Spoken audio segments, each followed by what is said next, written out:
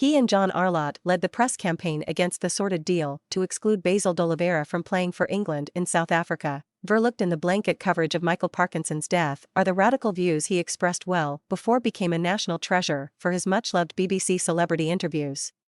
His formative socialist years were in the Yorkshire town of Barnsley, the son of a miner. That, combined with his love of sport, especially cricket, and even more especially Yorkshire cricket, was perhaps why he volunteered for the 1965 launch of Anti-Apartheid News, writing a sports column for the monthly newspaper, official organ of the British anti-apartheid movement. Then came the D'Oliveira affair. Born in Cape Town and classified under apartheid as coloured, ancestry interracial, Basil D'Oliveira was barred by law from playing for his own country and forced to further his career abroad, from 1966 becoming an automatic choice and star performer for England.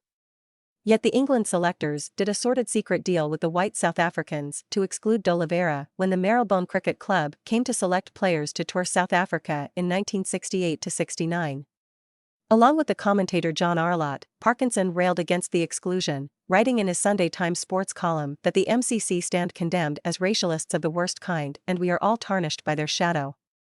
After the uproar, the MCC eventually did select D'Oliveira, and South Africa's Prime Minister, John Forster, promptly cancelled the tour.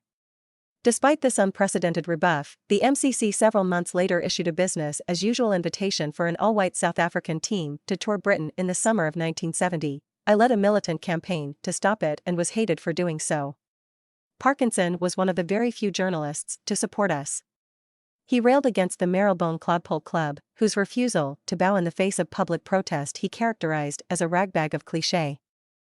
The fight to stop the 1970 tour led to cricket grounds becoming battlegrounds, recorded by Colin Schindler in Barbed Wire and Cucumber Sandwiches, for which, by then retired from the BBC, Parkinson wrote a trenchant foreword, his criticism of the English cricket establishment undiminished. Since 1992, South Africa has been gladly welcomed back into the community of cricket-playing nations, but the painful struggle she endured in order to get there is a story that should never be forgotten. To suggest that politics can be removed from sport is tantamount to saying politics can be removed from life, he also memorably said in an era where such a view was very unusual in sports journalism. Along with Brian Clough, Glenda Jackson, George Melly, and a few other luminaries, Parkinson in 1977 also became a founding sponsor of the Anti-Nazi League in our militant CA.